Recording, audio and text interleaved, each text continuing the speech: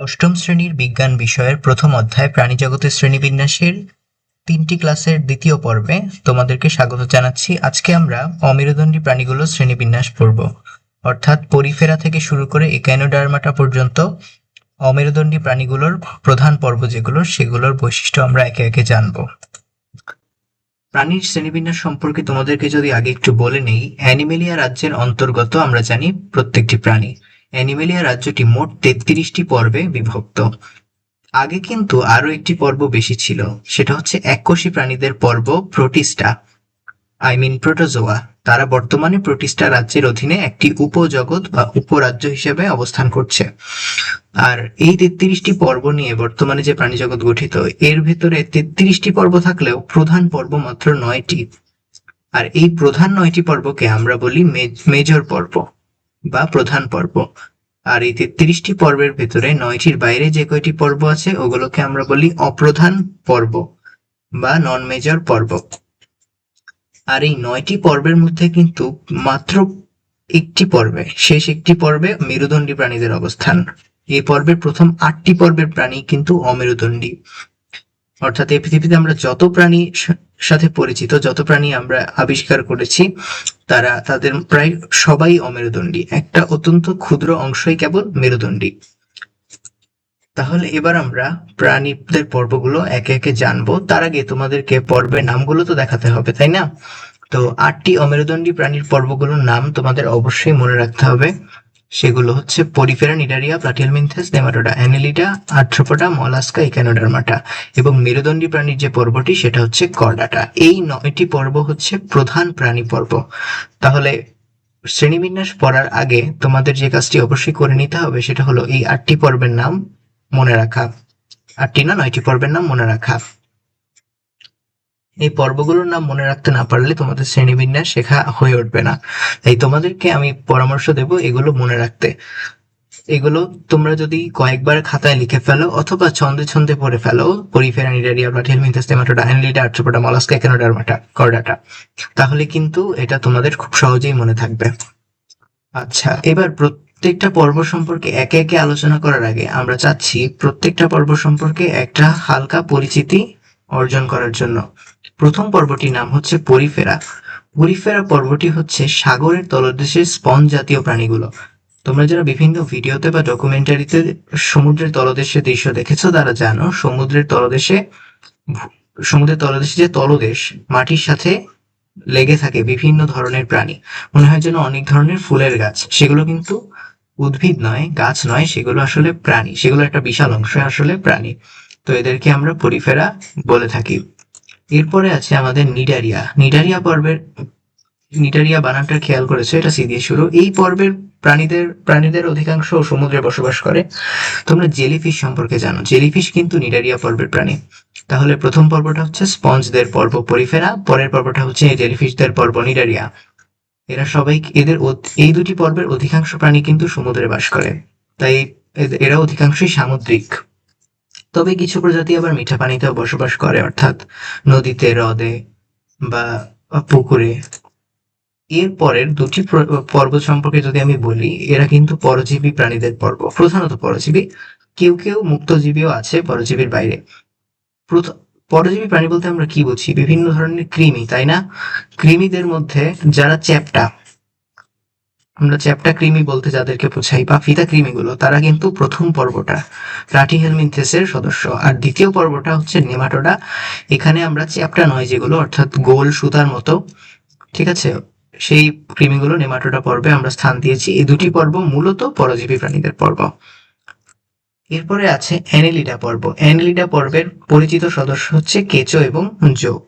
এই দুটো মনে রাখলে তোমরা এই পর্বটি সম্পর্কে বৈশিষ্ট্য যখন ব্যাখ্যা করবে তখন সেটা তোমাদের সুবিধা হবে। এরপরের পর্বটি সম্ভবত সবচেয়ে বেশি আমাদের মনোযোগের দাবি রাখে, সেটা হচ্ছে আর্থ্রোপোডা। পৃথিবীর সব পোকামাকড়, শুধু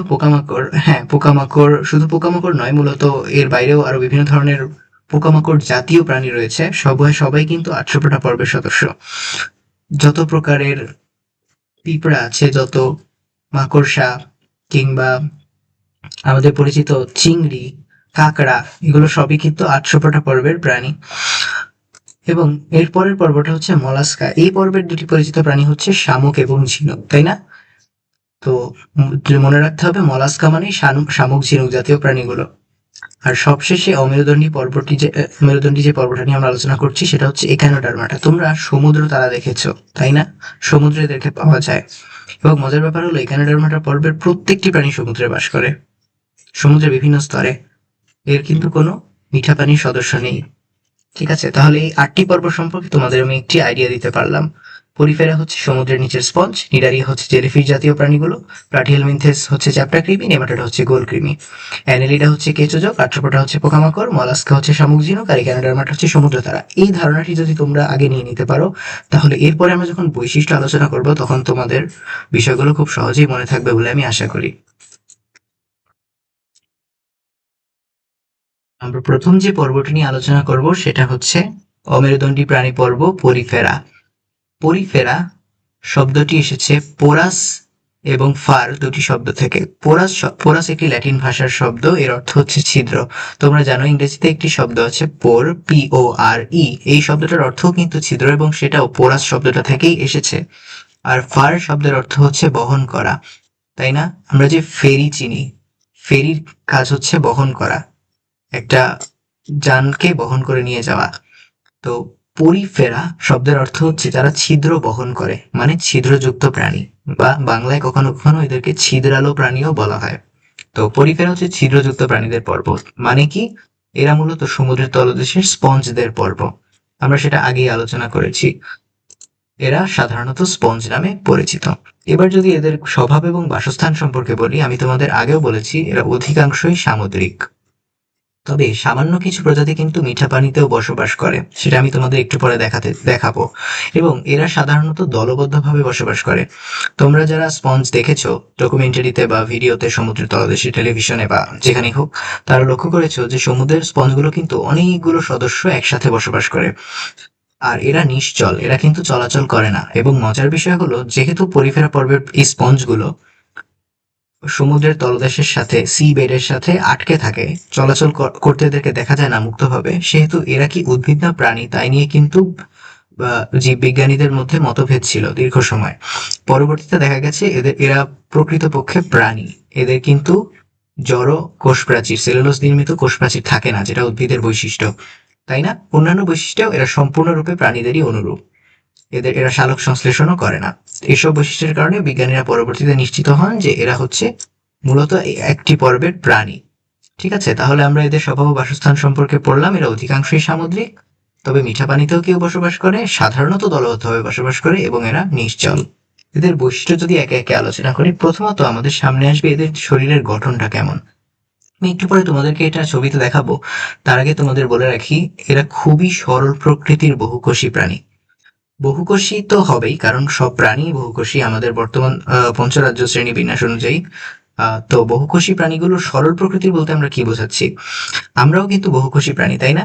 কিন্তু আমাদের দেহের যে কোষগুলো কিন্তু সবগুলি কোষ বোরিং উপায়ে পাশাপাশি বসে আলগাভাবে যুক্ত হয়ে থাকে না। আমাদের কোষগুলোর মধ্যে কিন্তু সংগঠন আছে। আমাদের কোষগুলোর ভিতরে কি আছে? সংগঠন আছে, অর্গানাইজেশন আছে। অনেকগুলো কোষ একত্রিত হয়ে একটা নির্দিষ্ট ধরনের কাজ করে। এইভাবে কোষগুলো দলে দলে ভাগ হয়ে যায়। অনেক, মানে এই যে কোষের দলগুলো, এক এক ধরনের কোষ এক এক ধরনের কাজ করছে। এই একত্রিত হয়ে একটি নির্দিষ্ট ধরনের কাজ করা, এটা যখন কোনো কোষগুচ্ছ এরকম কাজ করে, তখন আমরা একে কি বলি? কলা বা টিস্যু বলি। ঠিক আছে, আর আমাদের শরীরের যে একটি অঙ্গ বা যে কোনো প্রাণীর অঙ্গ, সেগুলো কিন্তু এরকম কলা বা টিস্যু দিয়ে গঠিত। একাধিক কলা বা টিস্যু মিলে একটা অঙ্গ গঠন করে। ঠিক তেমনি ভাবে অনেকগুলো অঙ্গ একত্রিত হয়ে একটা তন্ত্রে পরিণত হয়। বিষয়গুলো একটা উদাহরণ দিলে বোঝা যাবে। তোমার যে হাত, সেটা একটা অঙ্গ, কিন্তু এই অঙ্গটা কিন্তু একাধিক ধরনের টিস্যু দিয়ে তৈরি। তোমার শরীরের যে হাতের যে সবার বাইরের স্তরটা, বাইরের যে ত্বকটা, এটা কিন্তু টিস্যু, ত্বকের টিস্যু। ত্বক কিন্তু এক ধরনের টিস্যু, এবং এর ভিতরে যে ত্বকের ভিতরে যে এক একটি স্তর, ত্বকের কিন্তু অনেক স্তর থাকে, প্রত্যেকটা স্তর কিন্তু বিভিন্ন ধরনের কোষগুচ্ছ বা টিস্যু। এমনকি ভেতরে যে হাড়, সেই হাড়ও কিন্তু এক ধরনের টিস্যু, তোমরা পড়েছো যোজক টিস্যু, তাই না? আর তন্ত্র হচ্ছে একাধিক অঙ্গ মিলে যখন কোনো এক ধরনের কাজ করে, যেমন ধরো আমাদের পরিপাক তন্ত্র, এখানে অনেক অঙ্গ আছে, আমাদের মুখ গহ্বর থেকে শুরু করে মুখ গহ্বর, অন্ননালী, পাকস্থলী, ক্ষুদ্রান্ত্র, বৃহদন্ত্র, এগুলো প্রত্যেকটি এক একটি অঙ্গ এবং একটি কাজ করে, পরিপাক, আমরা একে বলি পরিপাক তন্ত্র। ঠিক আছে, এরকম বিভিন্ন ধরনের তন্ত্র একটা জীবে থাকতে পারে। তো এটা হচ্ছে উন্নত প্রাণীতে আমরা দেখি টিস্যু, অঙ্গ এবং তন্ত্রের বিষয়গুলো, কিন্তু পরিফেরা যেহেতু খুবই সরল প্রকৃতির বহুকোষী প্রাণী, এদের মধ্যে কিন্তু টিস্যুও দেখা যায় না, অঙ্গও দেখা যায় না, তন্ত্রও দেখা যায় না। এরা শুধু অসংখ্য কোষ পাশাপাশি বসে আলগাভাবে যুক্ত হয়ে দেহটা গঠিত হয়েছে। তুমি যদি একটা পরিফেরা পর্বের প্রাণীকে নিয়ে হাতের ভিতরে চেপে ধরো, এটা কিন্তু ভেঙে যাবে। ঠিক আছে, মানে এগুলো কিন্তু, এগুলোর গঠনটা কিরকম আমি তোমাদের আশা করি বোঝাতে পেরেছি। এদের দেহ অসংখ্য ছোট ছোট ছিদ্রযুক্ত। ঠিক আছে, এদের দেহ অসংখ্য ছোট ছোট ছিদ্রযুক্ত, এটা আমরা পরিফেরা নাম থেকেই বুঝতে পারি। আচ্ছা, তাহলে আমরা গঠন আলোচনা করলাম, এবার আমাদের সামনে আসবে খাদ্য গ্রহণ আর শ্বাস গ্রহণের বিষয়টা। এদের দেহের যে ছিদ্রপথগুলো আছে বাইরের দিকে, এগুলোকে অস্টিয়া বলা হয়। ওই ছিদ্র দিয়ে, এটা তো পানির নিচে থাকে, ওই পানি সারাক্ষণ এদের শরীরের ভেতরের দিকে টেনে নেয় এবং আরেকটা বড় ছিদ্রপথ দিয়ে বের করে দেয়। আমি চিত্রে তোমাদেরকে একটু পরে সেটা দেখাবো। এবং এই প্রসেসটার মধ্যেই তারা, এই পানিগুলো যখন তাদের দেহে প্রবেশ করে, তখন তাদের দেহের যে কোষগুলো সেই পানি থেকে পুষ্টি উপাদান এবং অক্সিজেন গ্রহণ করে, পানিতে দ্রবীভূত অক্সিজেন এবং পুষ্টি উপাদানগুলো গ্রহণ করে এবং সেই পানি বাইরে বের করে দেয়। সারাক্ষণই এদের দেহে একটা পানির প্রবাহ চলমান থাকে। এই পর্বে দুটো প্রাণীর উদাহরণ দেওয়া হয়েছে, দুটো গণ, একটা হচ্ছে স্পঞ্জিলা গণ এবং স্কাইফা গণ। এই গণগুলোর অধীনে বিভিন্ন প্রজাতি আছে, যেমন ধরো স্পঞ্জিলা অফিসিনালিস, তারপরে স্কাইফা গ্যালাটিনোসাম। ঠিক আছে, তো স্পঞ্জিলা, স্কাইফা দুটো গণের নাম দেওয়া হয়েছে। এই গণের প্রাণীগুলো পরিফেরা পর্বের সদস্য। যেহেতু গণের নাম লিখেছি, তোমাদের আগের ক্লাসে বলেছি, সেই অনুযায়ী এর নিচে কিন্তু আলাদাভাবে অবশ্যই দাগ দিতে হবে। আলাদাভাবে বলতে, গণের নাম লিখলেও, শুধু গণের নাম হলেও সেটা নিচে দাগ দিতে হবে। আর যদি প্রজাতির নাম লিখি, স্পঞ্জিলা না লিখে স্পঞ্জিলা অফিসিনালিস লিখি, অবশ্যই স্পঞ্জিলা এবং অফিসিনালিস দুটো শব্দের নিচে আলাদাভাবে দাগ দিতে হবে। আমি যেহেতু প্রিন্ট করেছি, এটাকে বাঁকা বর্ণে বা ইটালিক ফন্টে লিখেছি। এবার তোমাদের কয়েকটা এই পর্বের প্রাণীদের ছবি দেখানো যাক। দেখো, দুটোই কিন্তু স্পঞ্জ, সমুদ্রের তলদেশে নিশ্চল চলাচল করবে বলে মনে হচ্ছে না এদেরকে দেখে। আর এদের গা অসংখ্য ছিদ্রযুক্ত, তোমরা ভালো করে খেয়াল করলে বুঝতে পারবে। আর এরা যে দলবদ্ধভাবে বসবাস করে সেটাও কিন্তু স্পষ্ট, তাই না? অনেকগুলো স্পঞ্জ একসাথে আছে। আবার আমি তোমাদেরকে বলেছিলাম এরা সরল প্রকৃতির বহুকোষী, শুধু কোষ দ্বারা গঠিত। আর এদের গায়ের কিন্তু অসংখ্য ছোট ছোট ছিদ্র আছে। এই ছিদ্রগুলো দিয়ে এরা আশপাশের যে পানি সেগুলো শুষে নেয় শরীরের ভেতরে, এবং শরীর যখন ভেতরে নিয়ে নেয়, তখন এর যে কোষগুলো, যে কোষ দিয়ে বডিটা তৈরি হয়েছে, এই কোষগুলো এই পানি থেকে পুষ্টি উপাদান এবং অক্সিজেন শুষে নেয়। এবং সেই পানি সব শেষে সবার উপরে যে বড় ছিদ্র দেখছো, প্রত্যেকটা স্পঞ্জেই কিন্তু এরকম বড় ছিদ্র থাকে, সেই বড় ছিদ্রটা দিয়ে পানিটা বের করে দেয় এবং বাইরে থেকে আবার পানি গ্রহণ করে বের করে দেয়। এই প্রসেসটা সারাক্ষণই চলমান থাকে। ঠিক আছে, তো একটা মজার এক্সপেরিমেন্ট করা যায়। তুমি যদি কখনো একটা রঙের স্প্রে নিয়ে এই স্পঞ্জগুলোর গায়ে রং স্প্রে করো, তুমি দেখবে এই যে উপরের ছিদ্রপথটা, এটা দিয়ে রঙিন, মানে ওই রংগুলো বের হয়ে আসছে, অর্থাৎ পানির প্রবাহ এর ভেতরে সবসময় চলমান আছে। আরো কিছু স্পঞ্জের ছবি দেখতে পাচ্ছ তুমি বাম দিকে, এখানেও দুটি সদস্য আছে এবং গায়ে অসংখ্য ছিদ্রযুক্ত। আর ডান পাশের যে স্পঞ্জটা, এটা কিন্তু বেশ গুরুত্বপূর্ণ একটি স্পঞ্জ, কারণ এটা কিন্তু একটা মিঠা পানির স্পঞ্জ। তোমাদের ভুলে গেলে হবে না যে স্পঞ্জ শুধুমাত্র সামুদ্রিক, স্পঞ্জ কিন্তু মিঠা পানিতেও থাকতে পারে। যেমন এটা একটি মিঠা পানির স্পঞ্জ, এটার গাও অসংখ্য ছিদ্রযুক্ত, তোমরা খেয়াল করলেই বুঝতে পারবে। সবশেষে তোমাদের অবশ্যই প্রত্যেকটি পর্বের ক্ষেত্রেই কিছু উদাহরণের ছবি আঁকা শিখতে হবে। যেমন স্পঞ্জিলা, এই প্রাণীটির ছবি তোমাদের আঁকা শিখতে হবে। যদি তোমাদের কাছে এটা কঠিন মনে হয়, তবে আমি মনে করি তোমরা চাইলে স্কাইফার ছবিটাও আঁকতে পারো। এই ছবিটা আঁকা বেশ সহজ। আগে বেসটি অর্থাৎ ভিত্তির অংশটি আঁকবে এবং তারপর উপরের অংশটি এঁকে ফেলবে এবং গায়ে অসংখ্য ফোঁটা থাকতে হবে, এবং উপরের যে ছিদ্রটা অস্কুলাম, এবং ছোট ফুটোগুলো তো অস্টিয়া আমরা বলেছি, অস্কুলাম গুলো যেন স্পষ্টভাবে বোঝা যায়, তাহলেই চিত্র আঁকা শেষ হবে। তাহলে এর মাধ্যমে আমাদের পরিফেরা পর্ব পড়া শেষ হলো।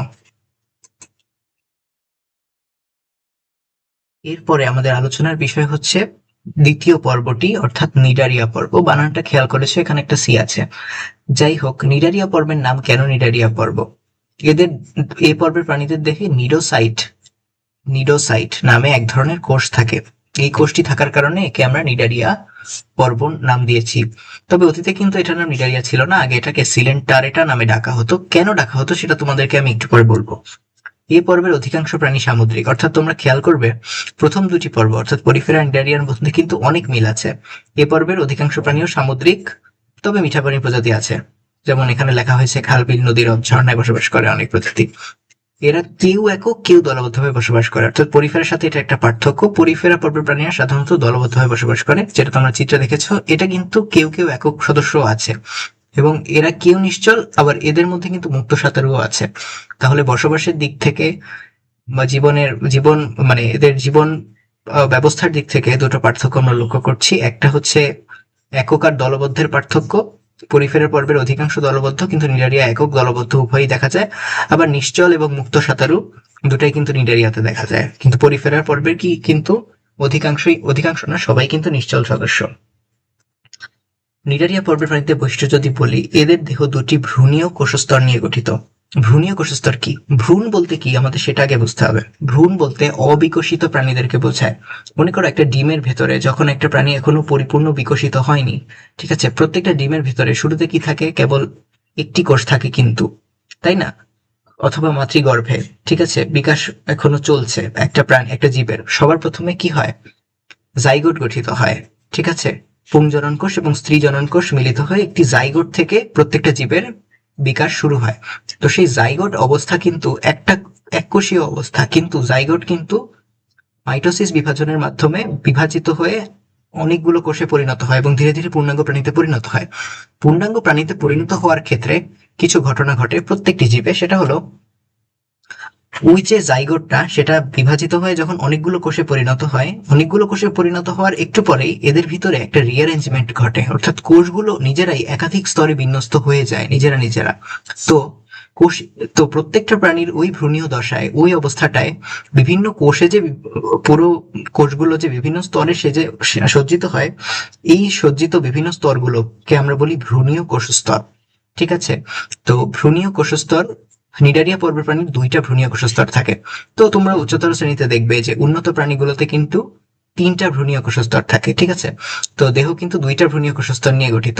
ভ্রূণীয় কোষস্তর বলতে প্রত্যেকটা কোষস্তর যেটা ভ্রূণ অবস্থায় ছিল, এক একটা কোষস্তর কিন্তু প্রাণীটা যখন বড় হয়ে যায় এক এক ধরনের অঙ্গ তৈরি করে, ঠিক আছে। তো নিডারিয়া পর্বের প্রাণী কিন্তু দ্বিস্তরী, এদের শরীরে দুইটা স্তর আছে এবং এটা সেই ভ্রূণ অবস্থা থেকেই আছে, তাই আমরা এদেরকে ভ্রূণীয় কোষস্তর বলি। তো দুটি ভ্রূণীয় কোষস্তর, বাইরেরটির নাম হচ্ছে এক্টোডার্ম, ভেতরেরটির নাম হচ্ছে এন্ডোডার্ম। একটো শব্দের অর্থ বাইরে আর এন্ডো শব্দের অর্থ ভেতরে, আর ডার্ম শব্দের অর্থই হচ্ছে ত্বক। এক্টোডার্ম মানে বাইরের ত্বক বা আমরা এটাকে বহিঃত্বক বলি বাংলায়, এবং এন্ডোডার্ম অর্থ হচ্ছে অন্তঃত্বক বা ভেতরের ত্বক। এদের দেহে সিলেন্টেরন নামে একটি প্রাচীর দিয়ে ঘেরা গহ্বর থাকে। তোমরা জানো সব প্রাণীর দেহেই কিন্তু কম বেশি গহ্বর থাকে, তাই না? তো নিডারিয়া পর্বের প্রাণীদের দেহে একটা গহ্বর থাকে, এই গহ্বরটাকে সিলেন্টেরন বলা হয়। নিডারিয়া পর্বের প্রাণীদের যে দেহ গহ্বরটা, ওটাকে সিলেন্টেরন বলা হয় এবং এটা পরিপাক ও সংবহনে কাজ করে। এটা আমি তোমাদেরকে একটু পরে আর একটু বিস্তারিত বোঝাবো। এদের এক্টোডার্মে নিডোসাইট নামক এক ধরনের কোষ থাকে। আমরা আগেই বলেছি নিডোসাইট কোষ থাকার কারণেই এই পর্বের নাম হয়েছে নিডারিয়া। এরা কিন্তু শিকার ধরা, চলন এবং আত্মরক্ষায় ব্যবহৃত হয়। নিডোসাইট হচ্ছে একটি কোষ, এটা কোথায় থাকে? বহিঃপ্রাচীরে, অর্থাৎ আমরা বলেছি নিডারিয়া পর্বের প্রাণীদের উদাহরণ হচ্ছে ধরো জেলিফিশের যে বাইরের ত্বকটা, ঠিক আছে, ওখানে কি থাকে? নিডোসাইট নামের এক ধরনের কোষ থাকে, অর্থাৎ বাইরের ত্বকের যে কোষগুলো সেখানে প্রত্যেকটা মানে যে কোষগুলো তাদের ভিতরে নিডোসাইট নামের কিছু কোষ আছে নিডোসাইট কোষ। নিডোসাইট কোষ হচ্ছে এমন একটা কোষ যেটার ভিতরে নেমাটোসিস্ট নামের একটা অঙ্গাণু থাকে। নেমাটোসিস্ট কি জানো? এটা হচ্ছে একটা দংশন অঙ্গাণু। এই অঙ্গাণুটার সাহায্যে সে হুল ফোটায়, সহজ ভাষায় বললে, ঠিক আছে। এই হুল ফোটানো যে ছোট্ট অঙ্গাণুটা নিডোসাইট কোষের ভেতরে থাকে, নেমাটোসিস্ট নাম, এটা দিয়ে তারা শিকার ধরা, চলন এবং নিজেদের আত্মরক্ষায় তারা কাজ করে। আর এই পর্বে দুটো প্রাণীর পরিচিত উদাহরণ হচ্ছে হাইড্রা এবং ওবেলিয়া। আমরা দেখবো অচিরেই এই দুটো পর্বের প্রাণীকে। আচ্ছা, এই পর্বের প্রাণীরা দেখতে কেমন? প্রথমত দেখো, এটা হচ্ছে একটা জেলিফিশ আর এটা হচ্ছে একটা সি অ্যানিমন। দুটোই কিন্তু নিডারিয়া পর্বের প্রাণী। দেখো এখান থেকে আমরা কত কত উদাহরণ বৈশিষ্ট্যগুলো দেখতে পারি। এটা দুটো ভ্রূণীয় কোষস্তর নিয়ে গঠিত, যদিও এটা আমরা সরাসরি এখান থেকে বুঝতে পারছি না। আমি তোমাদের সিলেন্টেরন নামক দেহগহ্বরের কথা আগে বলেছিলাম, খেয়াল করলে দেখবে এই যে নিডারিয়া পর্বের প্রাণীটা জেলিফিশ, এটার মুখ কোথায় জানো? এটার মুখছিদ্রটা কিন্তু এর নিচে অবস্থিত। আর এই যে সি অ্যানিমন, এটার মুখছিদ্রটা কিন্তু উপরে অবস্থিত। মনে রাখবে, যে নিডারিয়া পর্বের প্রাণীগুলো মুখছিদ্র নিচে অবস্থিত সেগুলো হয় সাধারণত মুক্তজীবী, মুক্ত সাঁতারু। ঠিক আছে, এগুলোকে আমরা মেডুসা বলি, মেডুসা দশা। আর এই যে ডান পাশের সি অ্যানিমন, এর মুখছিদ্র উপরে, এবং তুমি দেখতেই পাচ্ছ এটা কিন্তু স্থিরভাবে লেগে আছে সমুদ্রের নিচে। তাহলে এটা কিন্তু সাধারণত কি, এটা নিশ্চল নিশ্চল ধরনের প্রাণী, অর্থাৎ পলিপ দশায় আছে। ঠিক আছে, এই দুটো বৈশিষ্ট্য মনে রাখতে পারো। তো মুখছিদ্রের ভেতরে, এখানে দেখতে পাচ্ছ মুখছিদ্র, এখানে সেটা পাচ্ছ না, যাই হোক, মুখছিদ্রের ভেতরে এর শরীরের ভেতরে কিন্তু একটা ফাঁকা জায়গা আছে, একটা দেহ গহ্বর আছে। এই গহ্বরটার ভেতরে কি, সে মুখছিদ্র থেকে খাবারটা ওই গহ্বরটায় যাবে, তাই না? তো সে যখন খাদ্য গ্রহণ করে, এই গহ্বরটার ভিতরে সিলেন্টেরনের ভিতরে খাবারটা যায় এবং সেখানে খাবারটা হজম হয়ে যায়, এবং হজম হয়ে যাওয়ার পর যে পুষ্টি উপাদান, সেটা সরাসরি ওখান থেকেই এর দেহের কোষগুলোতে চলে যায়। ঠিক আছে, তো এই যে তার মানে কি, সিলেন্টেরন নামের যে গহ্বরটা, এটা একই সাথে পরিপাকেও কাজ করলো, আবার সংবহন বা পুষ্টি উপাদান বা অন্যান্য উপাদান পরিবহনেও কাজ করলো। এজন্য আমরা বলি যে সিলেন্টেরন গুলো কিসে কাজ করে, পরিপাক এবং সংবহনে, এবং এদেরকে কিন্তু পরিপাক সংবহন গহ্বরও বলা হয়ে থাকে।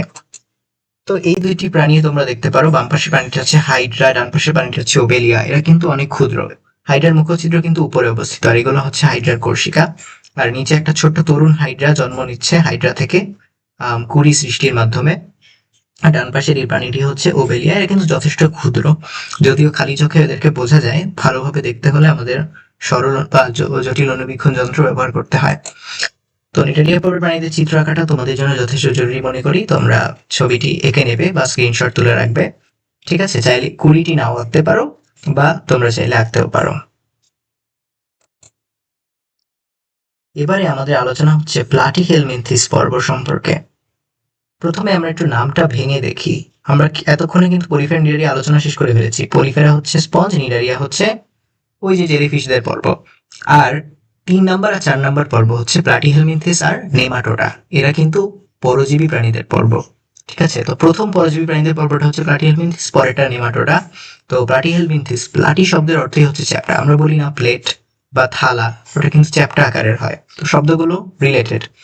প্লাটি শব্দের অর্থ চ্যাপ্টা এবং হেলমিনথিস শব্দের অর্থ কৃমি। তার মানে কি, যত চ্যাপ্টা কৃমি আছে, ফ্ল্যাট ওয়ার্ম আছে, সব কিন্তু প্লাটিহেলমিনথিস পর্বের সদস্য। এ পর্বের অধিকাংশ প্রাণী পরজীবী হিসেবে প্রাণীর দেহের অভ্যন্তরে বা সংলগ্ন হয়ে বাস করে। যারা অভ্যন্তরে বাস করে তাদেরকে আমরা বলি অন্তঃপরজীবী, আর যারা সংলগ্ন হয়ে মূল দেহের বাইরে বাস করে তাদেরকে আমরা বলি বহিঃপরজীবী। যেমন উকুন, উকুন কিন্তু অন্তঃপরজীবী না, এটা বহিঃপরজীবী। যদিও উকুনটা প্লাটিহেলমিনথিস পর্বের না, উকুনটা আর্থ্রোপোডের পর্বের। তারপরে প্লাটিহেলমিনথিস পর্বের কিন্তু বহিঃপরজীবী সদস্য আছে। সবাই যে অন্তরে কৃমি হয়ে বসবাস করে ব্যাপারটা তা না।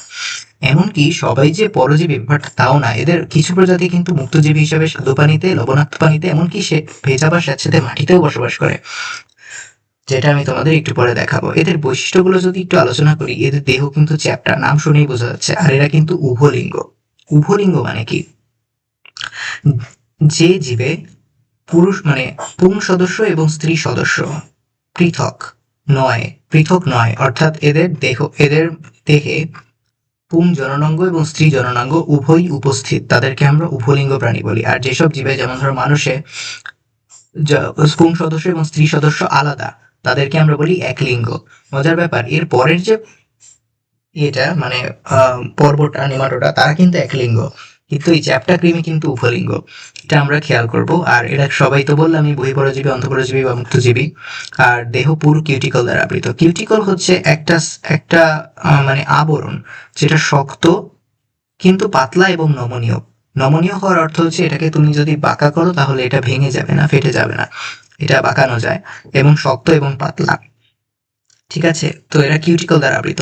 মজার ব্যাপার, পরের যে পর্বটা, নেমাটোডা, তারা কিন্তু কিউটিকল দ্বারা আবৃত নয়, তারা কিন্তু পুরো ত্বক দ্বারা আবৃত, একটা পুরো স্কিন দ্বারা তারা আবৃত। আর এদের দেহে, প্লাটিহেলমিনথিসের দেহে চোষক বা আংটা থাকে। এগুলো হচ্ছে বিভিন্ন অঙ্গ, যেগুলোর সাহায্যে তারা একটা প্রাণীর অন্ত্রে আটকে থাকে।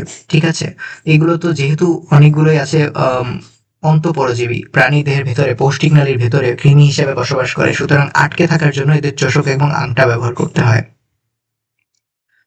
আর পরিফেরা পর্বের প্রাণীদের রেচন অঙ্গ, অর্থাৎ যে অঙ্গের সাহায্যে একটা প্রাণী তার শরীরের যে নাইট্রোজেন ঘটিত বর্জ্য উপাদানগুলো তৈরি হয় খাদ্য পরিপাকের পর, সেই বর্জ্যগুলো বের করে দেয়, তাকে আমরা রেচন অঙ্গ বলি। আহ তো এদের দেহে শিখা অঙ্গ হচ্ছে রেচন অঙ্গ হিসেবে কাজ করে। শিখা অঙ্গ নামের একটি অঙ্গ। প্রকৃতপক্ষে এরা এক ধরনের কোষ, তাই এদেরকে শিখা কোষ বলাই যুক্তিযুক্ত, তবে এদেরকে শিখা অঙ্গ বলা হয়েছে তোমাদের বইয়ে, তাই আমিও সেটা বলেছি। আর এদের পৌষ্টিকতন্ত্র অসম্পূর্ণ, অর্থাৎ এদের মুখছিদ্র থাকবে কিন্তু কোনো বায়ুছিদ্র থাকবে না। বুঝেছো? হয় খাদ্য গ্রহণ করার পর সেটা শরীরে সম্পূর্ণরূপে শোষিত হয়ে যাবে, অথবা সেটা মুখ দিয়ে আবার বের হয়ে যাবে হজমের মানে উচ্ছিষ্ট অংশটা। ঠিক আছে, এদের পৌষ্টিকতন্ত্র অসম্পূর্ণ বা একেবারে পৌষ্টিকতন্ত্রই নেই, এমন হতে পারে। নিডারিয়া পর্বের সাথে এটা কিন্তু একটা পার্থক্যের বিষয়, আমরা পরে দেখব। তো দুটি উদাহরণ হচ্ছে যকৃৎ কৃমি এবং ফিতা কৃমি। যকৃৎ কৃমির গণনাম হচ্ছে ফ্যাসিওলা এবং ফিতা কৃমির একটা গণনাম হচ্ছে টিনিয়া। ঠিক আছে, তো এই দুটো আমরা অবশ্যই কষ্ট করে মনে রাখবো। ফ্যাসিওলা হেপাটিকা হচ্ছে যকৃৎ কৃমির একটা বিখ্যাত প্রজাতি, আর টিনিয়া সোলিয়াম হচ্ছে ফিতা কৃমির প্রজাতি। আচ্ছা, এবার আমরা কয়েকটা প্রাণীকে দেখে নিচ্ছি। বাম পাশের যে প্রাণীটা এটাই হচ্ছে আমাদের চ্যাপ্টা কৃমি ফ্যাসিওলা হেপাটিকা, আর ডান পাশে যেটা দেখতে পাচ্ছ এটা টিনিয়া সোলিয়াম বা একটা ফিতা কৃমি। ঠিক আছে, তো দেখতেই পাচ্ছ এদের দেহ, এদের কিন্তু পূর্ণাঙ্গ, এদের কিন্তু মুখছিদ্র আছে কিন্তু কোনো বায়ু ছিদ্র নাই। ঠিক আছে, এরা কিন্তু দেহ চ্যাপ্টা, তোমরা দেখতেই পাচ্ছ দেহ চ্যাপ্টা। এরা শিখা কোষ হচ্ছে এদের রেচন অঙ্গ। ঠিক আছে, তো যদি এটা বাইরে থেকে দেখে বোঝার উপায় নেই, তবু তোমরা চিত্র দেখে একবার ঝালাই করে নিতে পারো। প্লাটিহেলমিনথেস পর্বের আরো কিছু প্রাণী আমরা দেখছি। আমরা আগের যে দুটো পর্বের প্রাণী দেখেছিলাম তারা কিন্তু পুরোই পরজীবী। ঠিক আছে, কিন্তু এই দুটি প্রাণী কিন্তু পরজীবী নয়, আমরা দেখতেই পাচ্ছি এরা মুক্তজীবী। যেমন বাম পাশে এটা স্যাঁতসেঁতে জায়গায় বসবাস করে, এটা সম্ভবত একটা পাতার উপরে তোলা হয়েছে, আর ডান পাশে এটা কিন্তু সমুদ্রের তলদেশে, তাই না? তো এই দুটোই কিন্তু প্লাটিহেলমিনথেস পর্বের প্রাণী। ঠিক আছে, তো এরা কিন্তু মুক্তজীবী হতে পারে, সেটাই মনে রাখানোর জন্য এই ছবিটি দেওয়ার উদ্দেশ্য। এবার তোমাদের চ্যাপ্টা কৃমি বা ফ্যাসিওলা হেপাটিকা যকৃৎ কৃমি যেটা, সেটার চিত্র আঁকা শিখতে হবে প্লাটিহেলমিনথেস পর্বের প্রাণীর উদাহরণ হিসেবে। তো তোমরা চিত্রটি আঁকা শিখে নিতে পারো বা এটার স্ক্রিনশট রেখে দিতে পারো। এটা তোমাকে পরীক্ষার হলে ভালো নম্বর পেতে এবং অবশ্যই ভালো জানতে সহায়তা করবে বলে আমি আশা করি। এরপরের পর্বটি হচ্ছে নেমাটোডা। আমি আগেই বলেছি এরাও পরজীবী প্রাণীদের পর্ব প্রধানত। তো প্লাটিহেলমিনথেসের সাথে এদের যে পার্থক্য বা মিল আছে সেটাও আমাদেরকে খেয়াল করতে হবে এটা পড়ার সাথে সাথে। নেমাটোডা পর্বের প্রাণীর অপর নাম হচ্ছে নেমাথেলমিনথেস। আগেই বলেছি হেলমিনথেস অর্থ কৃমি, নেমা মানে তো সুতা, তো নেমাথেলমিনথেস মানে কি? সুতা কৃমি, সুতার ন্যায় কৃমি। এই পর্বের অনেক প্রাণী পরজীবী, অন্তর এবং রক্তেও বসবাস করে। ঠিক আছে, আর অনেক প্রাণী মুক্তজীবী যারা পানিতে বা মাটিতে বসবাস করে, অর্থাৎ বসবাসের দিক থেকে এটা আগেরটার মতোই অনেকটা।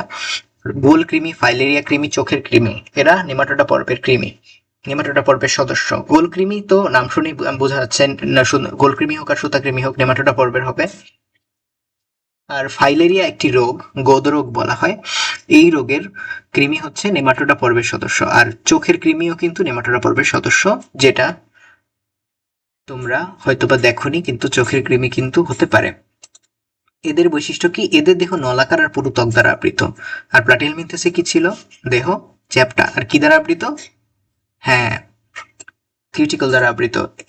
এদের পৌষ্টিকনালী সম্পূর্ণ, মুখছিদ্র বায়ুছিদ্র দুটোই উপস্থিত। শ্বসনতন্ত্র সংবহনতন্ত্র অনুপস্থিত। এটা বইয়ে আছে। আসলে প্লাটিহেলমিনথেসেরও কিন্তু শ্বসনতন্ত্র সংবহনতন্ত্র অনুপস্থিত। আর এরা কিন্তু এক লিঙ্গ, অর্থাৎ পুরুষ প্রাণী স্ত্রী প্রাণী আলাদা। দেহগহ্বর অনাবৃত এবং প্রকৃত সিলোম নেই। এখানে সিলোম কি সেটা তোমাদেরকে আমার একটু বোঝাতে হবে। আমি তোমাদের আগেই বলেছিলাম প্রত্যেকটা প্রাণীর দেহে কিন্তু দেহগহ্বর থাকে, প্রত্যেকটা না হলেও অনেকেরই থাকে। ঠিক আছে, তো দেহগহ্বর হলেই যে সেটাকে আমরা সিলোম বলবো ব্যাপারটা তা না। ঠিক আছে, দেহগহ্বরটা থাকতে হবে দেহ প্রাচীর, অর্থাৎ দেহের যে ব্যারিয়ার এবং ভেতরে যে তোমার পৌষ্টিক নালী, সেই নালীর মাঝামাঝি যে ফাঁকা জায়গাটা, সেটাকে আমরা সিলোম বলি, যদি সেটা আবৃত থাকে একটা বিশেষ ধরনের পর্দা দ্বারা। ঠিক আছে, তো আবৃত দেহগহ্বরকে আমরা সিলোম বলি। ঠিক আছে, তো নেমাটোডা পর্বে একটা দেহগহ্বর আছে বটে, কিন্তু সেটা কিন্তু অনাবৃত, তাই এটাকে প্রকৃত সিলোম বলা হয় না। সিলোম হচ্ছে দেহগহ্বর। এখানে তোমাদের বই যে সংজ্ঞাটা দেওয়া হয়েছে এটা পড়তে পারো। বহুকোষী প্রাণীর দেহপ্রাচীর এবং পৌষ্টিকনালীর মধ্যবর্তী ফাঁকা স্থানকে সিলোম বলে। যদিও বহুকোষী প্রাণীদের দেহপ্রাচীর আর পৌষ্টিকনালীর মধ্যবর্তী ফাঁকা স্থান, তবু আসলে ফাঁকা স্থান হলে সেটা সিলোম বলা হয় না। আমি তোমাদের বলেছি সেটা কিন্তু একটা বিশেষ ধরনের পর্দা দ্বারা আবৃত হতে হয়। তবু যেহেতু তোমাদের বইয়ে সংজ্ঞাটি আছে, তোমরা চাইলে এটা নির্দ্বিধায় লিখতে পারো। উদাহরণ হচ্ছে অ্যাসকারিস এবং লোয়া। অ্যাসকারিস হচ্ছে গোল কৃমি এক ধরনের, আর লোয়া হচ্ছে চোখের কৃমি। ঠিক আছে, এটিগুলো গণনাম, নিচে আলাদাভাবে দাগ দিতে হবে অবশ্যই। এবার কয়েকটা চিত্র তোমাদের দেখাতে চাচ্ছি। বাম পাশে তোমরা যে চিত্রটা দেখতে পাচ্ছ, এটা একটা গোলকৃমির চিত্র, সুতাকৃমির চিত্র, নেমাটোডা পর্বের প্রাণীর। এটার মুখছিদ্র পায়ছিদ্র দুটাই আছে, এদের দেহ কিন্তু নলাকার, পুরু ত্বক দ্বারা আবৃত। ঠিক আছে, এটা কিন্তু মাইক্রোস্কোপে তোলা হয়েছে, তোমরা গোল যে দেখতে পাচ্ছ কারণ এটা মাইক্রোস্কোপের আইপিস থেকে ছবি তোলা। আর ডান পাশে একটা তোমরা বড় প্রাণী দেখতে পাচ্ছ, এটাও কিন্তু বৈশিষ্ট্যের দিক থেকে একই, যদিও আকারে অনেক বড়। আরো দুটো প্রাণী তোমরা খেয়াল করতে পারছো, এগুলো নেমাটোডা পর্বের প্রাণী। ঠিক আছে, এবং এগুলো কিন্তু আনুবীক্ষণিকও হতে পারে, এটা অনেক ছোট, তাই না? আচ্ছা, তো নেমাটোডা পর্বের প্রাণীদের আমরা দেখলাম। এবার আমাদের একটু চিত্র আঁকাটাও শিখতে হবে। বাম পাশে তোমরা দেখতে পাচ্ছ অ্যাসকারিস, অ্যাসকারিস কৃমি, ডান পাশেও অ্যাসকারিস কৃমি। তবে দুটো চিত্র থাকার কারণ হলো একটা হচ্ছে পুরুষ সদস্য আর একটা হচ্ছে স্ত্রী সদস্য। ঠিক আছে, আমরা বলেছি এরা কি একলিঙ্গ না উভলিঙ্গ? এরা একলিঙ্গ, অর্থাৎ একটি প্রাণীর দেহে এক ধরনের জননাঙ্গ উপস্থিত এবং দুটো চিত্র আঁকা হয়। পুরুষ যে পুং যে গোলকৃমিগুলো, সেগুলো কিন্তু একটু পেঁচানো থাকে। প্লাটিহেলমিনথেস ও নেমাটোডার তুলনামূলক আলোচনা আমাদেরকে একটু খেয়াল করতে হবে। তুলনামূলক আলোচনা বললে আমাদেরকে সাদৃশ্য এবং বৈসাদৃশ্য উভয়ই আলোচনা করতে হয়। সাদৃশ্যগুলো তোমাদেরকে একটু পয়েন্ট আউট করে দিয়েছি আমি। উভয়ই কিন্তু পরজীবী, উভয়েরই প্রকৃত সিলোম নেই, উভয়েরই শ্বসন সংবহনতন্ত্র নেই। আর পার্থক্যগুলো তোমাদের কাছে ইতোমধ্যে ক্লিয়ার হয়ে গিয়েছে আশা করি। একজনের দেহ চ্যাপ্টা, আরেকজনের দেহ গোল। একজনের দেহ কিউটিকলে আবৃত, অপরজনের পুরু ত্বকে আবৃত। একজনের শিখাকোষ থাকে, আরেকজনের থাকে না। একজনের পৌষ্টিকনালী অসম্পূর্ণ, আরেকজনের সম্পূর্ণ। একজন উপলিঙ্গ, একজন একলিঙ্গ। একজন চোষক বা আংটা থাকে, আরেকজনের থাকে না। তো এই বিষয়গুলো তোমরা খেয়াল করতে পারো, মার্ক করে রাখতে পারো, স্ক্রিনশট নিয়ে রাখতে পারো, বা তোমাদের ইচ্ছে। এরপরের পর্বটা হচ্ছে অ্যানেলিডা। অ্যানুলাস শব্দের অর্থ হচ্ছে আংটি। আংটি কেন?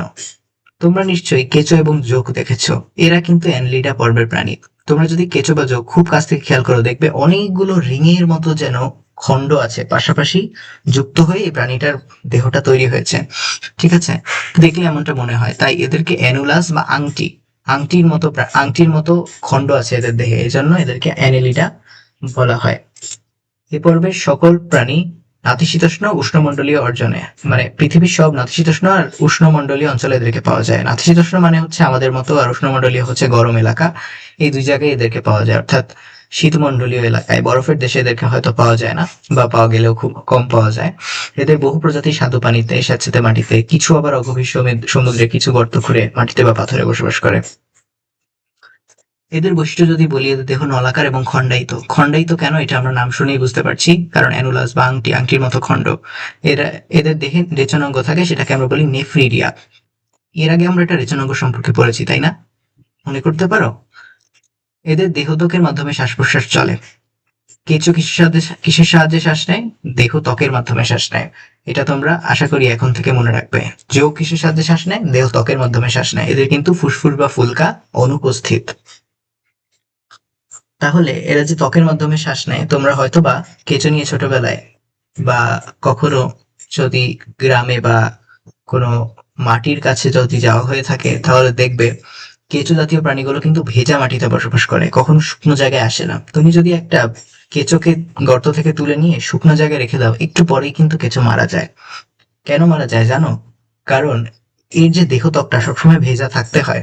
তো ভেজা থাকতে হয় বুঝলাম, তো মারা যায় কেন? মারা যায় এই জন্য যে দেহত্বকটা যে ভেজা থাকে, ওই জলীয় অংশের ভিতরে বাইরের পরিবেশ থেকে অক্সিজেন দ্রবীভূত হয় এবং সেই দ্রবীভূত অক্সিজেন সরাসরি এর কোষে শোষিত হয়। দেহের প্রাচীরটা যখন শুকিয়ে যায়, তখন বাইরের যে অক্সিজেন সেটা দেহের ভেতরের কোষের ভেতরে নাগাল মানে যেতে পারে না, দ্রবীভূত হতে পারে না। ঠিক আছে, ত্বক শুকিয়ে গেলে এই ব্যাপন প্রক্রিয়াটা আর চলে না, কারণ কারণ বায়বীয় পদার্থ সরাসরি কঠিন পদার্থের ভিতরে ব্যাপিত হতে পারে না, বা তরল পদার্থের মধ্যে সরাসরি যেতে পারে না যদি জলীয় পদার্থের সংস্পর্শ না থাকে। তো এটাকে কেঁচোর নীতি বলা হয়, আর্থওয়ার্ম প্রিন্সিপাল। কেঁচো কিসের সাথে চলাচল করে? প্রত্যেকটা খণ্ডে, কেঁচোর যে প্রত্যেকটা খণ্ড সিটা নামের একটি অঙ্গ থাকে, এর সাহায্যে কেঁচো চলাচল করে। বাইনারিটা পর্বের অনেক প্রাণী চলাচল করে। যোগে কিন্তু সিটা থাকে না, কারণ যোগ কিন্তু কেঁচোর মতো চলাচল করে না। যোগ কিন্তু কিভাবে চলাচল করে? ডিগবাজি দিয়ে চলাচল করে, তাই না?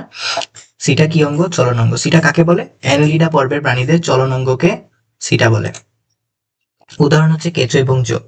কেঁচো এবং জোকের গণনামটা সম্ভবত তোমাদের বইয়ে দেয়া নেই, তোমরা যারা অধিক জানতে চাও তারা দেখে রাখতে পারো। ফেরিটিমা হচ্ছে কেঁচোর গণনা, কেঁচোর বৈজ্ঞানিক নাম হচ্ছে ফেরিটিমা পোস্তুমা, তোমরা গুগল করে বা কোনো বই থেকে দেখে নিতে পারো। জোকের বৈজ্ঞানিক নাম হচ্ছে হিরুডো মেডিসিনালিস, যদি আমি ভুল না করে থাকি। অ্যানেলিডা পর্বের প্রাণীরা দেখতে কেমন? বাম পাশে তোমরা অ্যানেলিডা পর্বের প্রাণীরা দেখতে পাচ্ছ, এটা হচ্ছে কেঁচো।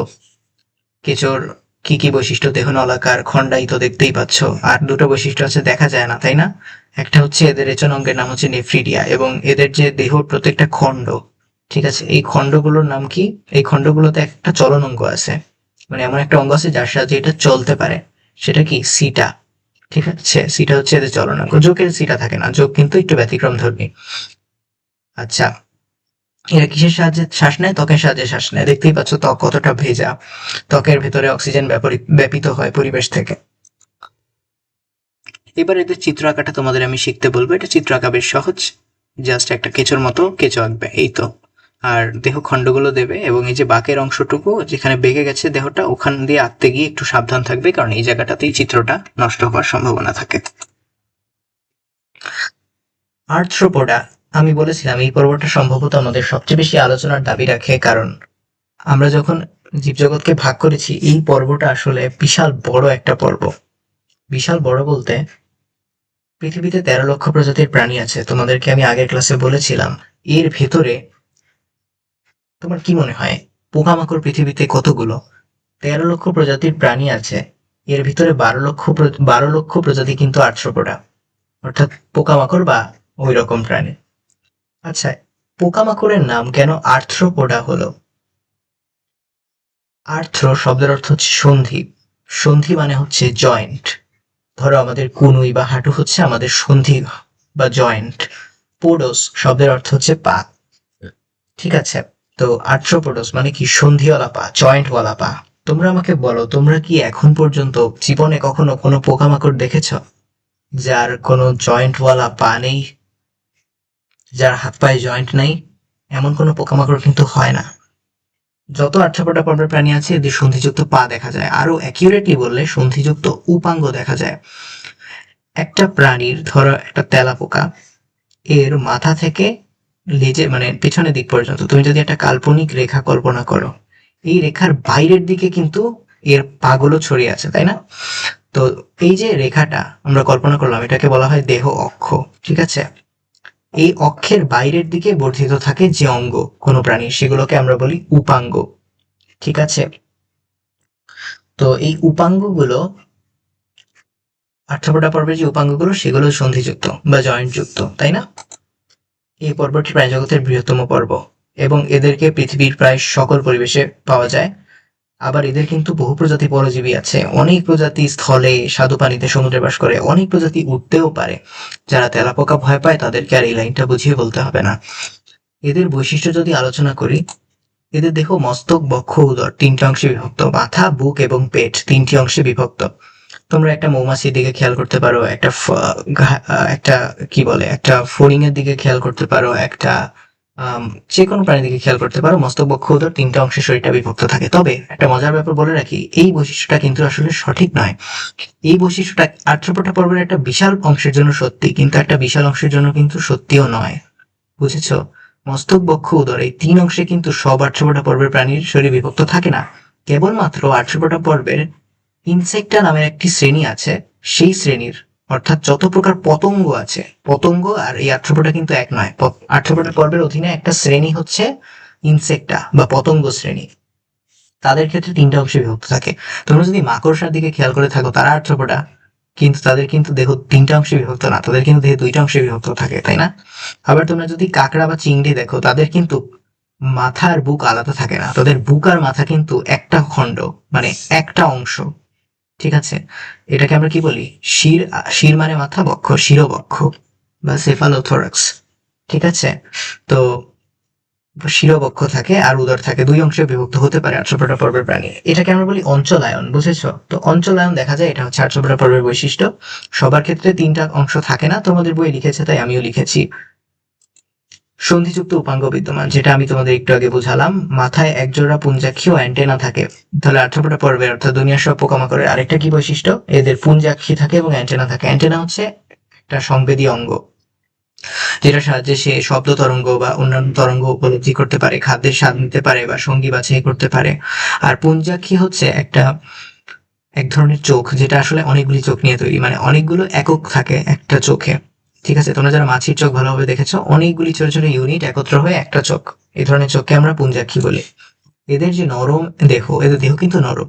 তেলাপোকার দেহটা কিন্তু বেশ নরম, তোমরা যদি কেউ কেটে থাকো ছুরি দিয়ে তাহলে বুঝতে পারবে।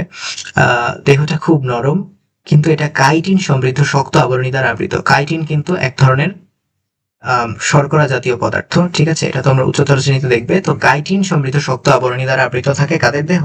আর্থ্রোপোডা পর্বের দেহ, প্রাণীদের দেহ। ঠিক আছে, আচ্ছা, কিউটিকল আর কাইটিনকে গুলিয়ে ফেলো না। কিউটিকল হচ্ছে কাদের? প্লাটিহেলমিনথেস পর্বের প্রাণীদের দেহের আবরণ, আর কাইটিন হচ্ছে আর্থ্রোপোডা পর্বের প্রাণীদের আবরণ। আসলে আবরণ দিয়ে এদেরকে সংজ্ঞায়িত করা যায় না, এরা এক ধরনের পদার্থ। ঠিক আছে, এই পদার্থগুলো দিয়ে ওই আবরণটা তৈরি। আচ্ছা, আর আর্থ্রোপোডা পর্বের প্রাণীদের রেচনাঙ্গের নাম হচ্ছে ম্যালপিজিয়ান নালিকা। তোমার রেচনাঙ্গ যেমন কিডনি বা বৃক্ক, এদের রেচনাঙ্গ হচ্ছে ম্যালপিজিয়ান নালিকা। ঠিক আছে, তো এর আগে আমরা রেচনাঙ্গ সম্পর্কে পড়েছি, মনে পড়ে কি? একটি না, দুটি রেচনাঙ্গ সম্পর্কে আমরা পড়েছি, মনে করতে পারো? একটা হচ্ছে প্লাটিহেলমিনথেস পর্বের রেচনাঙ্গ, শিখা অঙ্গ, শিখা কোষ। আর আরেকটা হচ্ছে নেফ্রিডিয়া। নেফ্রিডিয়া কাদের রেচনাঙ্গ, মনে আছে? আমরা একটু আগেই পড়েছিলাম সিলম। নেমাটোডা পর্বের প্রাণীদের প্রকৃত সিলম নাই বা দেহ গহ্বর নাই। তো এদের দেহ গহ্বর আছে আর্থ্রোপোডাদের সিলম, তবে সেই সিলমটা কিন্তু রক্ত দিয়ে পূর্ণ থাকে। ঠিক আছে, অনেক প্রাণীর দেহের যে গহ্বরটা, এটা রক্ত দিয়ে পূর্ণ থাকে, আমাদেরটা থাকে না। ঠিক আছে, তবে অনেক প্রাণীর থাকে। তো হিমো শব্দের অর্থই কিন্তু রক্ত, হিমো দিয়ে রক্ত বোঝায় সিলম। ঠিক আছে, হিমো আর সিলম, হিমোসিল। ঠিক আছে, তো হিমোসিল মানে রক্তপূর্ণ দেহ গহ্বর। হিমোসিল কাকে বলে? আর্থ্রোপোডা পর্বের প্রাণীদের দেহের রক্তপূর্ণ দেহ গহ্বরকে হিমোসিল বলে। উদাহরণ কি? প্রজাপতি, চিংড়ি, আরশোলা, কাঁকড়া বা যে কোনো পোকামাকড়, ইভেন তোমার মাথার উকুন পর্যন্ত। এখানে কিছু অসাধারণ আর্থ্রোপোডা পর্বের প্রাণীদের ছবি দেওয়া হয়েছে। এখানে তোমরা একটি কাঁকড়া দেখতে পাচ্ছ। দেখো দেখো, এটার দেহের যে উপাঙ্গগুলো সেগুলো কিন্তু সন্ধিযুক্ত, তাই না? এর কিন্তু দেখো পুঞ্জাক্ষী আছে এবং অ্যান্টেনা আছে, তোমরা অনেকগুলোতে স্পষ্ট দেখতে পাচ্ছ। যেখানে স্পষ্ট দেখতে পাচ্ছ না সেখানেও অ্যান্টেনা আছে। ঠিক আছে, তারপরে এদের দেহে তিনটা খণ্ড তুমি প্রায়ই দেখতে পাবে, যেমন এই যে ঘাসফড়িং এর এটা মস্তক, এটা বক্ষ, এই পুরাটা হচ্ছে উদর বা পেট। এই যে মস্তক, বক্ষ, উদর, এখানে দুইটা খণ্ড। তারপরে সন্ধিযুক্ত উপাঙ্গ তো বললামই। তারপরে আর কি বৈশিষ্ট্য আছে? আর কিছু বৈশিষ্ট্য আছে যেগুলো হয়তো এখান থেকে দেখে বোঝা যায় না, যেমন এদের রেচনাঙ্গ হচ্ছে ম্যালপিজিয়ান নালিকা। ঠিক আছে, তো এই ছিল আমাদের আর্থ্রোপোডা পর্বের প্রাণী। এবার তোমরা চিত্র আঁকা শিখতে পারো যে কোনো একটি আর্থ্রোপোডা পর্বের প্রাণীর। আমি তোমাদেরকে এই প্রজাপতিটার ছবি দেখিয়েছি, তবে তোমরা চাইলে যে কোনো প্রাণীর ছবি আঁকতে পারো। তো নিচে লিখবে চিত্র প্রজাপতি, এখানে আমি এই প্রজাতিটার গণনাম দিয়েছি। তোমরা যখন ছবিটি আঁকবে আমার মনে হয় না তোমরা এই এক্সাক্ট প্রজাতির প্রজাপতির ছবিটা আঁকতে পারবে, তখন তোমরা চিত্র প্রজাপতি লিখবে, এটাই বরং আমার কাছে মনে হয় নিরাপদ। আর্থ্রোপোডা পর্বের অনেক প্রাণী কিন্তু আমাদের ক্ষতি করে। ঠিক আছে, তেলাপোকা কিন্তু কাগজ কেটে ফেলতে পারে বা কাপড়ের ক্ষতি করতে পারে। তো ক্ষতিকর পোকামাকড়কে পেস্ট বলা হয়। ছাট পোকা, তেলাপোকা, এগুলো সব হচ্ছে পেস্ট। আর পেস্ট নিধন করার জন্য যে ওষুধগুলো ব্যবহার করা হয় সেগুলোকে আমরা বলি পেস্টিসাইড। যারা কৃষি কাজ করেন তারা ফসলি জমিতে পেস্টিসাইড প্রয়োগ করেন ক্ষতিকর পোকামাকড় ধ্বংস করার জন্য। আর্থ্রোপোডা আর্থ্রোপোডা পর্বের প্রাণীর সংখ্যা কিন্তু অনেক বেশি, 12 লক্ষ। মলাস্কা, সপ্তম পর্ব। আর এরপরে হচ্ছে একাইনোডার্মাটা। এই মলাস্কার একাইনোডার্মাটা আমাদের শেষ দুটো পর্ব অমেরুদণ্ডী প্রাণীদের। ঠিক আছে, এটাই আমাদের আজকে আলোচনার বিষয়। মলাস্কাস শব্দের অর্থ হচ্ছে নরম। মলাস্কা যেন কাদের পর্ব? শামুক আর ঝিনুকের পর্ব। তো শামুক আর ঝিনুকের মূল দেহটা কিন্তু নরম, যদিও বাইরে একটা শক্ত আবরণ থাকে। এটা কিন্তু শুধু মানে সাধারণ কোনো পর্ব ভাবলে চলবে না, এটা কিন্তু প্রাণী জগতের দ্বিতীয় বৃহত্তম পর্ব। ঠিক আছে, শামুক ঝিনুকের কিন্তু অনেক ভাই বোন রয়েছে। ঠিক আছে, কাজে বিশাল বড় পর্ব, কিন্তু আর্থ্রোপোডার পর্বেই এদের অবস্থান। এই পর্বের প্রাণীদের বাসস্থান, স্বভাব, গঠন অনেক বৈচিত্র্যপূর্ণ। পৃথিবীর প্রায় সকল পরিবেশে পাওয়া যায়, সামুদ্রিক, সাগরের বিভিন্ন স্তরে। কেউ পাহাড়ি অঞ্চলে, বনে জঙ্গলে, স্বাদু পানিতে বসবাস করে। তো পৃথিবীর প্রায় সকল অঞ্চলে বসবাস করে, সকল পরিবেশে বাস করে। কথাগুলো খেয়াল করবে, কারণ এগুলো থেকে প্রশ্ন হতে পারে। আর এদের বৈশিষ্ট্য যদি বলি, দেহ নরম, যেটা আমরা নাম থেকেই পাচ্ছি। তোমরা খেয়াল করলে দেখবে আমরা প্রত্যেকটা পর্বের ক্ষেত্রে একটা বৈশিষ্ট্য আমরা প্রায়শই দেখছি যে আমরা নাম থেকেই একটা বৈশিষ্ট্য পেয়ে যাই, তাই না? এটা খেয়াল করবে। আর এদের দেহ সাধারণত শক্ত খোলস দ্বারা আবৃত থাকে। আমি সাধারণত বলেছি কারণ সবসময় থাকে না। অক্টোপাস কিন্তু মলাস্কা পর্বের প্রাণী, তাদের কিন্তু শক্ত খোলসটা থাকে না। এরা পেশিবহুল পা দিয়ে চলাচল করে, ঠিক আছে? পেশিবহুল পা দিয়ে চলাচল করে। আমরা জানি অক্টোপাসের যে পাগুলো পেশিবহুল কিন্তু অনেক, তাই না? অনেক মাসেল আছে, অনেক শক্ত। এমনকি শামুকের কিন্তু পা আছে, পেশিবহুল পা। এমন কি ঝিনুকেরও পা আছে। ঝিনুকে তোমরা কেউ হয়তো হাঁটতে তেমন একটা দেখোনি, কিন্তু এটা কিন্তু হাঁটতে পারে পেশিবহুল পা দিয়ে। ফুসফুস বা ফুলকার সাহায্যে এরা শ্বসন কার্য চালায়, ঠিক আছে? এদের কিন্তু ফুসফুস বা ফুলকা আছে, যেটা আগের প্রাণীগুলোর ক্ষেত্রে ছিল না। উদাহরণ শামুক, ঝিনুক। শামুকের আমি একটা গণের নাম দিয়েছি পিলা বা পাইলা, আর ঝিনুকের হচ্ছে ল্যামেলিডেন্স, ঠিক আছে? তো তোমরা আশা করি শুধু শামুক ঝিনুক মনে রাখলেই চলবে, যেহেতু বইয়ে গণের নামটা নেই। তো দেখতেই পাচ্ছ কেমন হয় এরা দেখতে। দেখো, শক্ত খোলস দ্বারা আবৃত।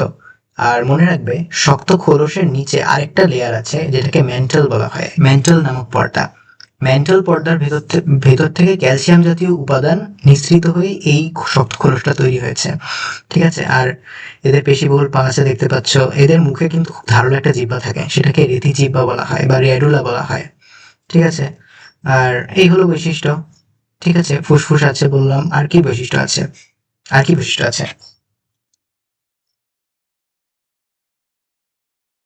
আর তেমন কোনো বৈশিষ্ট্য নেই, দেহ নরম, এই আর কি। চিত্র আঁকা শিখতে পারো। এটার চিত্র আঁকাটা দেখতে খুব জটিল মনে হতে পারে। আগে খোলসটা আঁকবে এরকম গোল করে একটা দাগ দিয়ে, তারপরে খোলসটা সম্পূর্ণ করে নিচে এই বাকি দেহটা আঁকবে। এটা আঁকা খুব একটা কঠিন কাজ নয়। একাইনোডার্মাটা সম্পর্কে যদি বলি, শেষ পর্ব আমাদের। একাইনোস অর্থ হচ্ছে কাটা, ডার্মা অর্থ ত্বক। আমাদের মনে আছে এটার পরিচিত উদাহরণ সমুদ্র তারা বা তারা মাছ, ঠিক আছে? এই পর্বের সকল প্রাণী সামুদ্রিক, আমি তোমাদের আগেই বলেছি। সকল মহাসাগরের সকল গভীরতায় এদেরকে বসবাস করতে দেখা যায়। স্থলে বা মিঠা পানিতে কিন্তু এদের পাওয়াই যায় না। কাজেই যদি কখনো প্রশ্ন করা হয় সম্পূর্ণ সামুদ্রিক প্রাণীদের পর্ব কোনটি, উত্তর হবে একাইনোডার্মাটা। এরা অধিকাংশ মুক্তজীবী, মানে এদের পরজীবী তেমন একটা দেখা যায় না। এদের পরজীবী সদস্য নেই, অধিকাংশই ফ্রি ঘুরে বেড়ায়। এদের বৈশিষ্ট্য যদি বলি, আমি কি বলেছি, নাম থেকেই একটা বৈশিষ্ট্য পাওয়া যায়। এদের দেহত্বক কাঁটাযুক্ত, দেহ 5টি সমান ভাগে বিভক্ত, অর্থাৎ এরা পঞ্চ অরীয় প্রতিসম। এবং পঞ্চ অরীয় প্রতিসম জিনিসটা আমি একটু পরে তোমাদের আরো বোঝাবো। এদের দেহে পানি সংবহন তন্ত্র থাকে। তাহলে তারা মাছের সাথে আমাদের একটা পার্থক্য কি? আমাদের শরীরে থাকে রক্ত সংবহন তন্ত্র, রক্তের মাধ্যমে খাদ্যের মূল উপাদানগুলো কোষে কোষে পরিবাহিত হয়, তাই না? অক্সিজেন, কার্বন ডাই অক্সাইডও পরিবাহিত হয়। তো এদের দেহে রক্ত নেই, এদের দেহে পানি রক্তের কাজ করে, পানিতে দ্রবীভূত হয়ে পুষ্টি উপাদানগুলো পরিবাহিত হয়। তাই এই ধরনের সংবহন তন্ত্রকে আমরা কি বলি? পানি সংবহন তন্ত্র। এবং এরা নালী পদের সাহায্যে চলাচল করে। তুমি যদি একটা সমুদ্রের তীরে পড়ে থাকা তারা মাছকে নিয়ে উল্টাও, তুমি দেখবে যে এর অপর পাশে, যে পাশটা দিয়ে ওরা চলাচল করতে পারে, সেই পাশে কিন্তু অসংখ্য ছোট ছোট টিউবের মতো পা বের হয়ে আছে। এই পাগুলোকে নালীপদ বা টিউব ফিট বলা হয়, বা নালিকা পদও লেখা হয় বাংলায়। এদের যে পূর্ণাঙ্গ প্রাণী, যখন এটা পূর্ণাঙ্গ হয়ে যায়, এদের অঙ্কীয় ও পৃষ্ঠীয় দেশ নির্ণয় করা যায়, কিন্তু মাথা চিহ্নিত করা যায় না। অঙ্কীয় দেশ মানে কোল বা বুকের দিক, আর পৃষ্ঠীয় দেশ মানে বা পৃষ্ঠদেশ মানে পিঠ বা পেছনের দিক। এদের একটা সামনের দিক থাকে, একটা পেছনের দিক থাকে, অঙ্কীয় দিক থাকে, পৃষ্ঠীয় দিক থাকে, তবে এদের কোনো মাথা থাকে না। তারা মাছের কি মাথা থাকে? থাকে না। উদাহরণ হচ্ছে তারা মাছ এবং সমুদ্র শসা। তো অরীয় প্রতিসম কাকে বলে? শোনো, প্রতিসাম্যতা একটা অসাধারণ জিনিস। আমরা অনেক প্রাণী দেখতে পাই, এদের ভেতরে প্রতিসাম্যতা বলে একটা জিনিস আছে। প্রতিসাম্যতা হচ্ছে একটা জিনিসকে যখন একটা লাইন বরাবর সমান দুইটি অংশে ভাগ করা যায়, সদৃশ দুটি অংশে ভাগ করা যায়, অর্থাৎ দুটো দেখতে একই রকম। যেমন ধরো, এটা যে একটা সত্যিকারের তারা মাছের ছবি, আমি উপরে 5টি দাগ দিয়েছি, এগুলো বাদে, ঠিক আছে? তো এই একটা দাগ যদি তুমি কল্পনা করো, হলুদ দাগটা, তুমি কিন্তু চাইলে মনে হয় যেন এটাকে ভাঁজ করতে পারবা, তাই না? ডান পাশ বাম পাশ ভাঁজ করলে কি হবে? একদম সমান হয়ে যাবে, তাই না? তার মানে কি, দুটো সমান এবং সদৃশ অংশে বিভক্ত হয়েছে এই তারা মাছটা এই দাগটার মাধ্যমে, তাই না? যখন একটা প্রাণী কোনো একটা রেখার সাপেক্ষে এরকম সমান সদৃশ অংশে ভাগ হয়, সেটাকে আমরা বলি প্রতিসম প্রাণী। কিন্তু কি ধরনের প্রতিসম প্রাণী? ঠিক আছে, যেমন ধরো মানুষ বা একটা প্রজাপতি, এটা কিন্তু কেবল একটা লাইন বরাবরই সমান দুই ভাগ করা যায়, মানে সমান দুই ভাগ করা যায়, তাই না? একটা লাইন বরাবরই করা যায়, অন্য দুই ভাগ বরাবর কিন্তু সমান দুই ভাগ হয় না।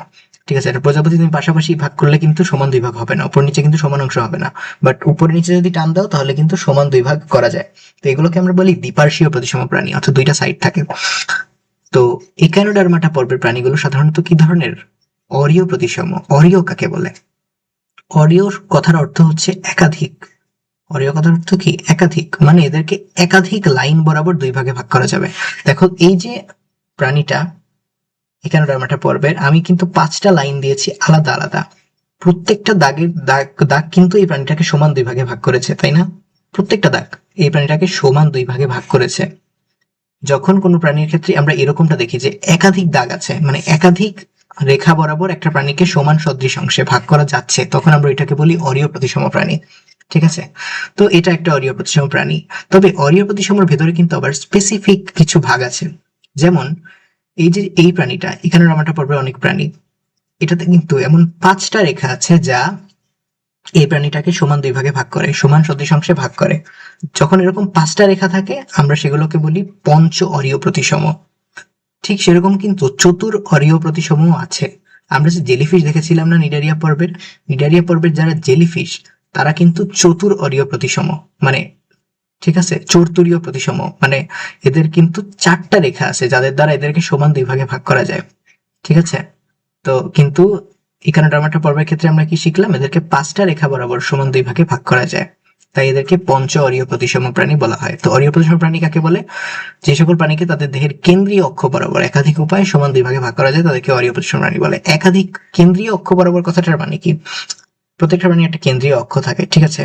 মনে করো তোমার মাথার দিক থেকে শুরু করে পায়ের দিক পর্যন্ত, ঠিক আছে, একটা কাল্পনিক রেখা আমরা চিন্তা করতে পারি, এটা তোমার শরীরের কেন্দ্রীয় অক্ষ। অক্ষ মানে একটা কাল্পনিক রেখা, ঠিক আছে? গণিতে তোমরা এক্স অক্ষ বা অক্ষ দেখেছো, ওরকমই কিন্তু তোমার দেহের কেন্দ্র দিয়ে যাবে একটা রেখা, কেন্দ্রীয় অক্ষ। তো এই জেলিফিশটার কেন্দ্রীয় অক্ষ কোথায়?